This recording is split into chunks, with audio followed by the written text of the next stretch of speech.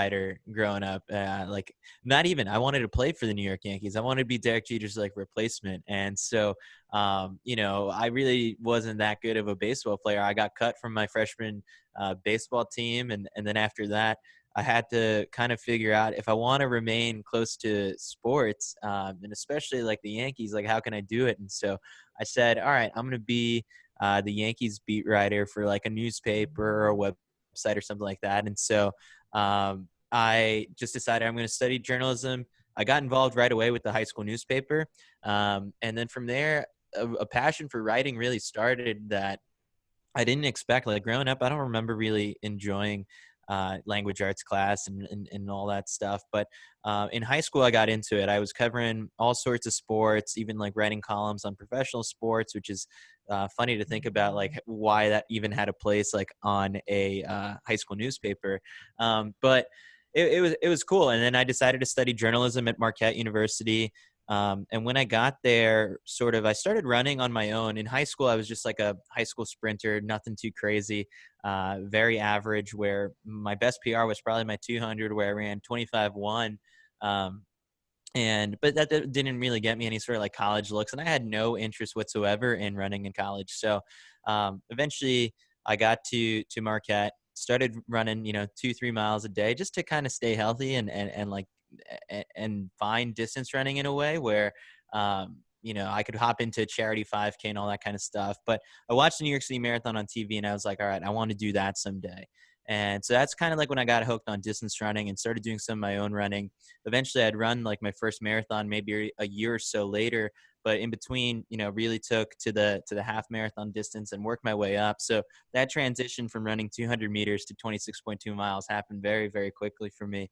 But in that time span too, from 2011 to 12, there's an Olympics in London in 2012. And so for me, there came a point where I stayed in on like a Friday night in college. I decided not to go out with my friends, and I just stumbled upon like this live stream for a flow track meet, and it was happening out in California, and I watched it, and this guy, Dathan Ritzenhein, ran like a crazy 5K in like 13 something, and me having run like a 5K in like 20 minutes maybe a couple weeks before was like, that's crazy fast. Like this guy might be like the Olympic gold medalist, and not really knowing too much about the sport.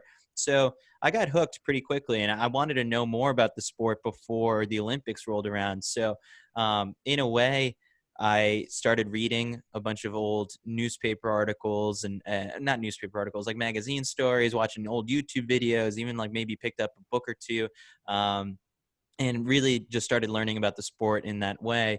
And I got to cover the Adidas Grand Prix, which used to happen at Icon Stadium.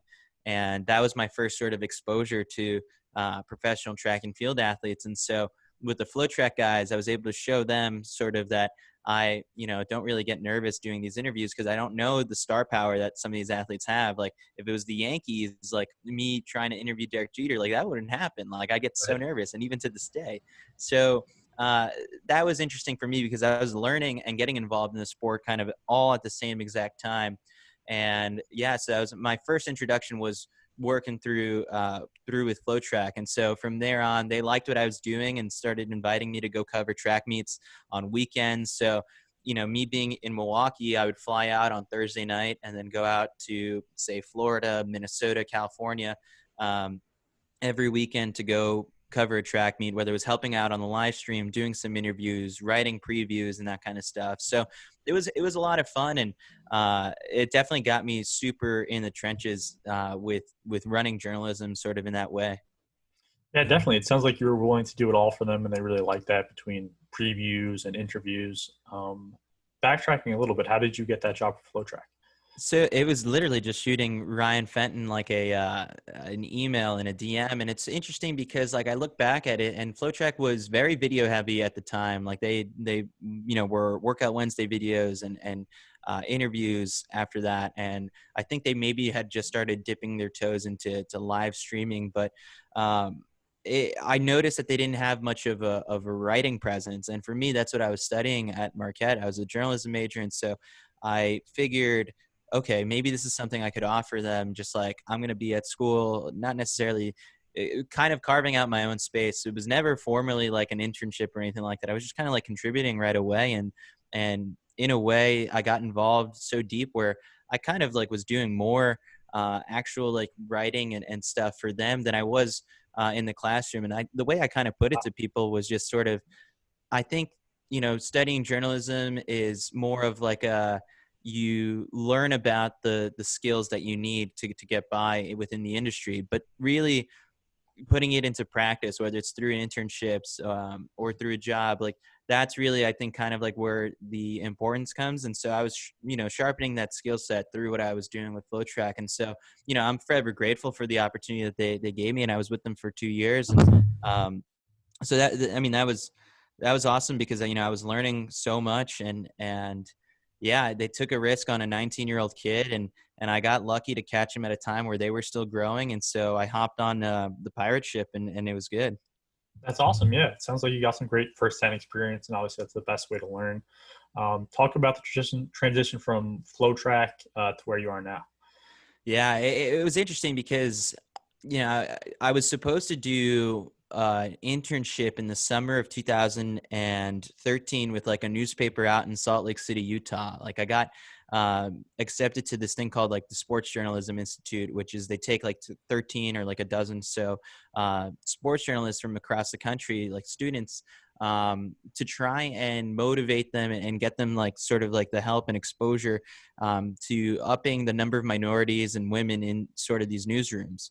And so I was one of the 13 chosen for the summer of 2013, but they wanted me to go to Salt Lake City, and I was a finalist for like an internship at ESPN. And but I was being shipped off to Utah, which I wasn't so thrilled about. A lot of people like got internships closer to home, and at that point I still didn't even have a license. So I was like, I don't know how I'm going to get by in Utah for a whole summer. But if Ryan Fenton from FlowTrack just came in and swooped me off my feet by offering me to go to Europe for the summer and covering the track and field circuit out there. So I, couldn't say no to that. Like the opportunity to go to Europe and bounce around from country to country every couple days and be up close with some of these professional athletes and see some amazing places. I had never been to Europe before that. So it was cool. I was kind of like living out of a suitcase for a month and a half, and but bouncing around to all these Diamond League track meets. But I really took a risk on myself because I said no to the Sports Journalism Institute,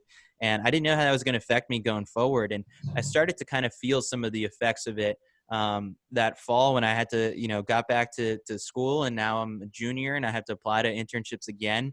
And when FlowTrack was a thing on my resume at this point now for like a year and a half, it was, for runners, people knew who they were, but outside of that, like they were still kind of not there in the media landscape where not too many people knew about them. So I, applied to a bunch of internships and didn't hear back, and I started to wonder, did I make a mistake and not taking that newspaper job? And so eventually I got lucky again, and the Sports Journalism Institute like reached out to me and they wanted me to apply again because ESPN had like inquired about me because I was a finalist the year before, and then all of a sudden I wasn't in the talent pool.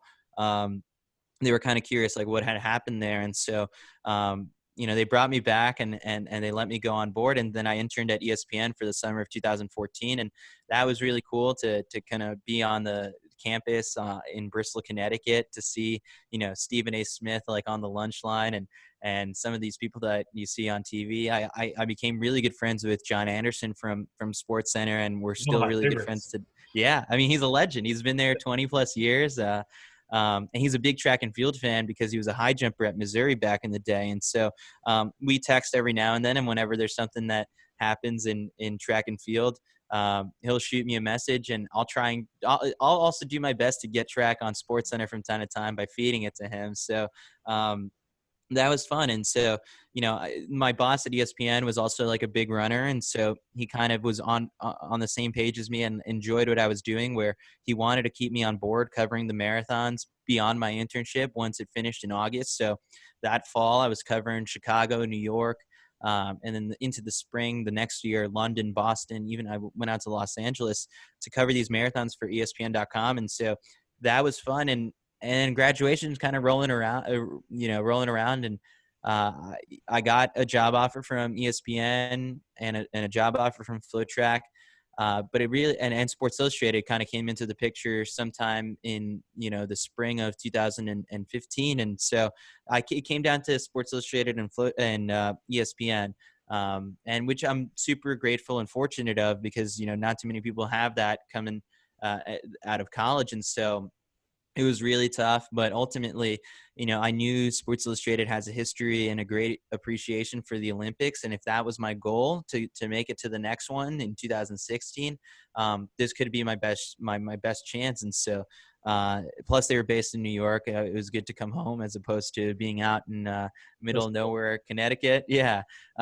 So I took the Sports Illustrated job and kind of worked my butt off for a year to prove myself to the editors and to the management team there that like I know track, and I deserve to be at the Olympics in 2016. And ultimately that became a dream come true the following summer. And I've been at Sports Illustrated now for 5 years, and this summer I was supposed to be in Tokyo, but I'm ready to wait it out one more year, and hopefully it happens. So yeah, it's definitely been a fun ride so far for sure, and I'm very lucky, and I recognize sort of like those moments where the opportunity presented itself, and I took advantage of that moment. And so there is a luck component that goes into it, but I also think like I have been working a little bit hard. Of course, yeah. You work your ass off for those opportunities, and obviously, a dream opportunity is to go to the Olympics. Do you ever step back and pinch yourself at the Olympics and say, "Wow, how did I get here?" I cried. I cried during the opening ceremony, and it was because I took a moment for myself. Like I'd been there. I got into the opening ceremony with a former Sports Illustrated writer, and he used to write for Grantland, Andrew Sharp. And for us, it was both our first Olympics, and we were both kind of. I was in my early 20s, and he was like in his late 20s, and so we got to go to the opening ceremonies, and some of the other Sports Illustrated writers who were there had been there multiple times, and so I remember watching sort of like all the athletes coming in and all the festivities, the lighting of the cauldron. And uh, at one point I snuck away and decided to just take a lap around the whole stadium. And I popped into like a spot where there were just a bunch of fans. And so I just took it in for that moment, and I was like, man, like this is a dream come true. This is what I was working 4 years really hard for, from 2012 to 2016. Like it was making sort of a name for myself within the track and field media landscape, and to get to this moment. And so it was awesome, and I got chills right as soon as I walked into the stadium. And I really wonder how it's going to feel again if the Tokyo Olympics happen. And so it's hard to kind of like picture the moment until you're actually in it, but it was awesome. Yeah, I'm glad you really got to take a step back and appreciate it, because obviously not everyone gets that opportunity. So I'm glad you got the chance to really take it all in. And in regards to the Tokyo Olympics, I think when they do happen will be a really special moment of unity, overcoming, the virus, God willing that does happen. So that'll be a really special moment. You've obviously had some huge guests on your podcast. You had Galen Rupp on recently, maybe arguably the best American distance runner ever. Just talk a little bit about that and how cool that was for you. Yeah, Galen. So that one was interesting because it wasn't like necessarily like a scheduled podcast. That just ended up being like some of the clips from a virtual press conference and the questions that I asked. And there were only like two or three people in the virtual press conference. So I kind of took advantage of the moment to ask them a couple questions, and none of them were like really hard pressing questions that I would maybe ask in a press conference setting. But it was cool, and I'm glad that we were able to have that discussion, just kind of like after one of those races. But yeah, it's been.